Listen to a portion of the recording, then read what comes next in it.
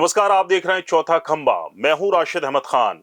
एक मशहूर शेर है, इब्तिदाई इश्क है रोता है क्या, आगे आगे देखिए होता है क्या। अब आप सोच रहे होंगे कि इस शेर का हमारे इस खास कार्यक्रम में क्या जिक्र और क्यों जिक्र हुआ है। दरअसल मामला गंभीर है। मामला गंभीर क्यों है? क्योंकि भारत दूसरे वनडे में बुरी तरह से हारी है। पहला वनडे जो था वो भी ऑलमोस्ट जीत लिया था, लेकिन वहां पर भी मैच बराबरी पर खत्म हुआ और आखिरी दो जो रन चाहिए थे, एक रन चाहिए था, उसमें टीम इंडिया 2 विकेट गवाकर वो मैच टाई हुआ था। दूसरा मैच हार गई है, बुरी तरह से हारी है। इस पूरी सीरीज से पहले गौतम गंभीर को लेकर जो हाइप क्रिएट किया गया था, पहला दौरा था उनका हेड कोच के बतौर, तो फिर गलती कहां हुई, चूक कहां रह गई, कौन है भारतीय टीम के गुनहगार जिनकी वजह से भारतीय टीम को दूसरे वनडे में श्रीलंका के खिलाफ हार का सामना करना पड़ा, और वो भी ऐसी हार 3 साल बाद टीम इंडिया हारी है श्रीलंका से। हारना गलत नहीं है, हारना ठीक है, जीत हार लगी रहती है, लेकिन जिस तरह से टीम इंडिया इस पूरे टूर पे खेल रही है, T20 में भले ही व्हाइट वॉश किया हो, लेकिन 2 मैच ऐसे भी रहे जहां पर हारते हारते बची है टीम इंडिया। वनडे में शुरुआत टाई से हुई और दूसरा मैच हार ही गए। बहरहाल टीम इंडिया के प्रदर्शन पर चर्चा के लिए हमारे साथ मौजूद हैं हमारे स्टूडियो में हमारे स्पोर्ट्स एडिटर लक्ष्मण चौरसिया। लक्ष्मण, बहुत स्वागत है आपका। शुक्रिया। आपकी नजर में गुनहगार कौन है? देखिए, दूसरा वनडे मैच कल खेला गया था, उसमें टीम इंडिया को बहुत बुरी तरह से हार मिली है। इस हार के जो कारण थे, राशिद जी, मैंने आपसे पहले भी चर्चा की थी कि जो प्रेमदासा स्टेडियम की पिच है जी, उसमें स्पिनर्स को बहुत मदद मिलती है जी।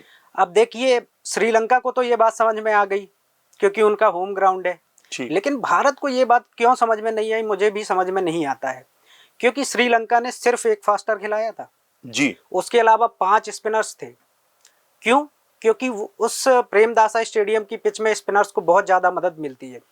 तो सबसे बड़ा कारण जो मुझे लगता है, वो पहला कारण ये है कि आपने पिच को रीड नहीं किया अच्छे से। यानी कि गौतम गंभीर की गलती है। गौतम गंभीर की भी गलती है, क्योंकि आप देखिए, एक्सपेरिमेंट करना जी, ये T20 में एक अलग बात होती है। जी, T20 में प्लेयर्स 10 होते हैं आपके पास, लेकिन ओवर सिर्फ 20 होते हैं, तो आप उसमें एक्सपेरिमेंट कर सकते हैं जी। लेकिन अगर वनडे की बात की जाए राशिद जी, तो आपको 50 ओवर खेलने पड़ते हैं उसमें जी। और 50 ओवर में अगर आपको खेलना है तो आप अगर जितने ज्यादा आप उसमें एक्सपेरिमेंट करेंगे उतना ही बुरा नतीजा उस मैच का हो सकता है। ये आपको देखने मिल भी गया। अब बात अगर बड़े कारणों की जाए जी, तो सबसे पहले जो मुझे कारण बड़ा समझ में आता है वो है इंडिया के बॉलर्स ने कुछ खास प्रदर्शन नहीं किया जी। भले ही 240 में उनको रोक दिया, लेकिन 240 उस पिच में एक अच्छा टोटल माना जाता है।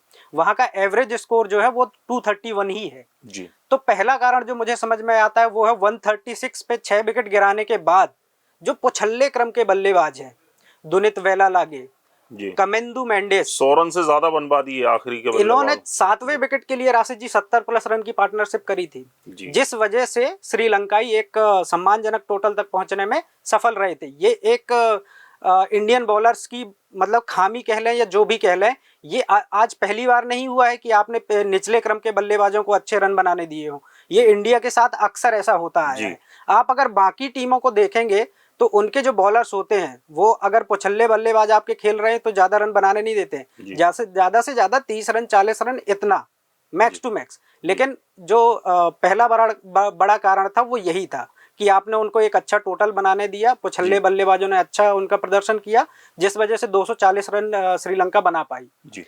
और अगर दूसरे बड़े कारण की बात की जाए राशिद जी, तो अपने बड़े बैटर्स का नाम बड़े दर्शन छोटे होना जी, उसमें सबसे पहला नाम आता है। देखिए, रोहित शर्मा और शुभमन गिल ने बखूबी प्रदर्शन किया। उन्होंने 97 रन की पार्टनरशिप करी थी जब आप सिर्फ 240 रन का टोटल चेस कर रहे हो।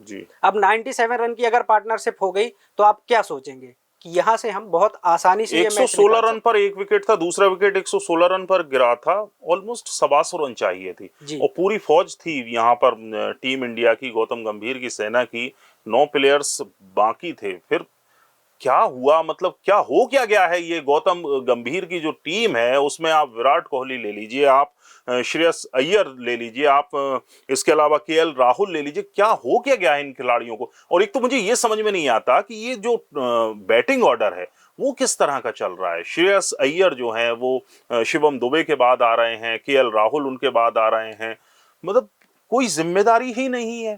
राशिद जी, यही तो इसी की मैं चर्चा कर रहा था आपसे कि यही एक्सपेरिमेंट कर रहे थे। बट एक्सपेरिमेंट में क्या होता है कि आप एक्सपेरिमेंट कभी आपके सफल हो जाते हैं, कभी आपके फेल हो जाते हैं। दो ही पहलू, एक सिक्के के दो ही पहलू होते हैं, या तो अच्छा होगा या तो बुरा होगा।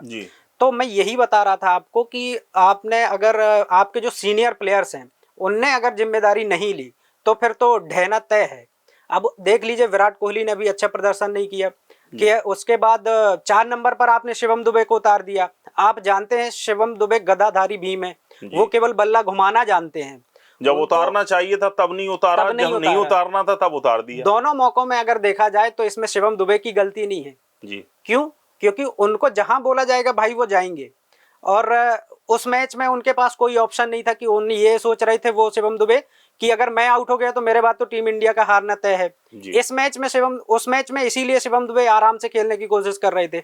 अब सेम इस मैच में भी हुआ उनके साथ कि उनको 4 नंबर पर उतार दिया गया। अब 4 नंबर पे कोई अगर बल्लेबाज उतरता है तो सीधे आते ही छक्के लगाने नहीं लग जाएगा, उसको लगेगा कि मैं थोड़ा सा टाइम ले लेता हूं, आराम से खेलता हूं, उसके बाद हिटिंग चालू करूंगा। तो 4 नंबर पे भी उनका स्वाभाविक गेम नहीं था वो, जहां पे उनको उतारा गया। श्रेयस अय्यर का स्वाभाविक गेम है वो कि आप थोड़ा सा टाइम लीजिए फिर उसके बाद हिटिंग कीजिए, तो उनको ही उतारना चाहिए था। ये एक्सपेरिमेंट उनका फेल हो गया गंभीर जी का।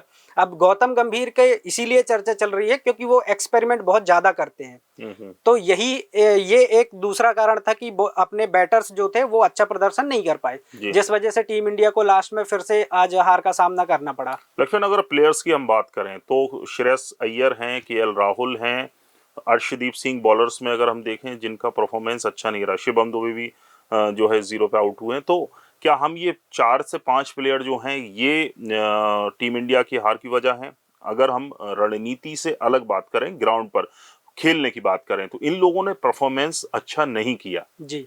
प्लेयर्स की अगर बात की जाए तो सबसे पहला जो प्लेयर्स मेरे दिमाग में आता है वो है अर्शदीप सिंह जी। अब आप सोचेंगे कि मैं उनके बैटिंग की बात कर रहा हूँ, जी नहीं, मैं उनकी बॉलिंग की बात कर रहा हूँ। उन्होंने 9 ओवर में 58 रन खाए हैं जी। जहाँ पे जिस पिच में सिर्फ 240 रन बने हैं 50 ओवर में, आप 9 ओवर में 58 रन दे रहे हैं। विकेट लिया नहीं, विकेट एक भी नहीं लिया। तो एक ये प्लेयर था पहला।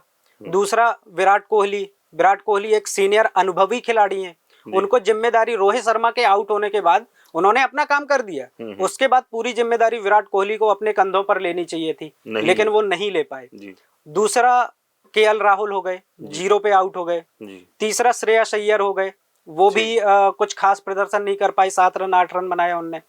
अब इन प्लेयर्स की एक बात और राशिद जी मुझे समझ में आती है, जेफरी वेंडर से उनको मौका मिलना भी नहीं था खेलने के लिए। तो ऐसा क्या हुआ, क्या उनकी बॉलिंग में ऐसा क्या करिश्मा है कि भारतीय टीम जो ताश के पत्तों की तरह ढह गई? देखिए, भारत के साथ ऐसा अक्सर होता है कि अगर कोई नया स्पिनर आ जाए या कोई नया बॉलर आ जाए तो वो भारतीय टीम के जो बल्लेबाज होते हैं वो उसको समझ नहीं पाते हैं।